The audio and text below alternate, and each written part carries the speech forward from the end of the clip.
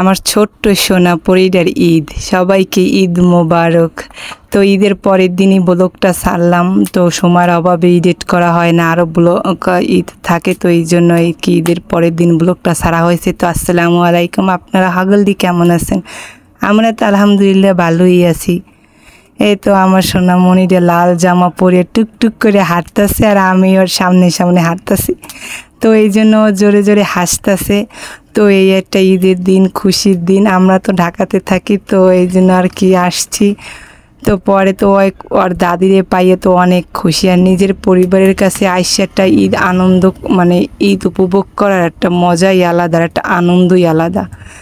তো আর দাদির সাথে ও সুন্দর করে করতেছে, মানে ওর দাদি হাঁটবে, ও হাঁটবে না। পরে আমরা ওর দাদির কাছ থেকে আমরা ওর নানা বাড়ি চলে এসেছি। কই যাও তুমি, তোমার নানার সাথে একটু দেখা করে আসো। তো আমাদের আমার শ্বশুর বাড়ি আর বাবার বাড়ি কাছাকাছি, মানে যাওয়া যায়, মানে ফ্রুত করে আসি, ফ্রুত করে যাইতে পারি। তো ওর খালাই আবার ওর ব্যাগ চেক করতেছে কয় টাকা পাইছে, আর ওই বলতেছে আমি সব টাকা নিয়ে যাবো, তুমি টাকা দিয়ে কি করবা, তোমার তো সুন্দর একটা জামা আছে। আমি তো জামা নেই, এই জন্য আমিও এনে একটা লাল জামা নেব। ওই আবার ওই দুষ্টামি করতেছে ওর সাথে, আর আমার বুড়িটা চাইয়ে চাইয়ে দেখতেছে।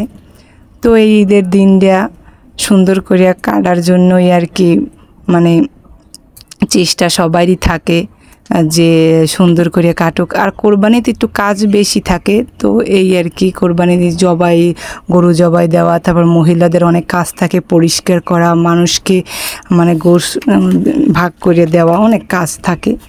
তো এই সকাল টাইমে আর কাজটা তো বেশিরভাগ মহিলাদের শুরু হয় দুপুরের পর থেকে, মানে গরু বানানোর পর। তো নানার সাথে ওই একটু দুষ্টেমি করলো।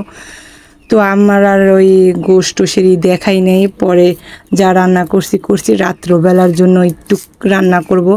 তো দুপুরবেলা সবাই গরুর গোস্ত রান্না করছে, কিন্তু আমরা আবার চলে যাবো দেখে ওর দাদাই মহিষের গোস্ত আনছে।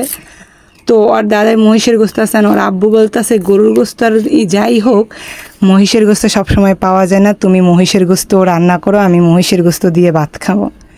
তো এখন আর কি করা, রাত্রবেলা আর আব্বু বলছে, এই জন্য আমি আবার তাড়াহুড়া করে অল্প একটু মহিষের গোস্ত ফ্রিজ থেকে নামাইছি, ওর দাদাই নিয়ে এসেছিলো।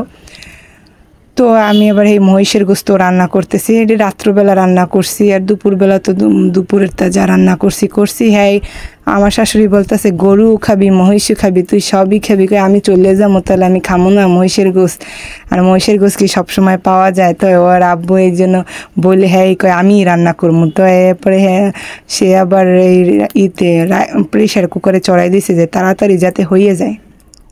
পরে প্রেশার কুকারে হয়ে গেছে গোশ। পরে আমি আবার প্রেশার কুকার দিয়ে নামাইয়া ঝোলটা টানানোর জন্য গ্যাসে দিয়ে দিছি।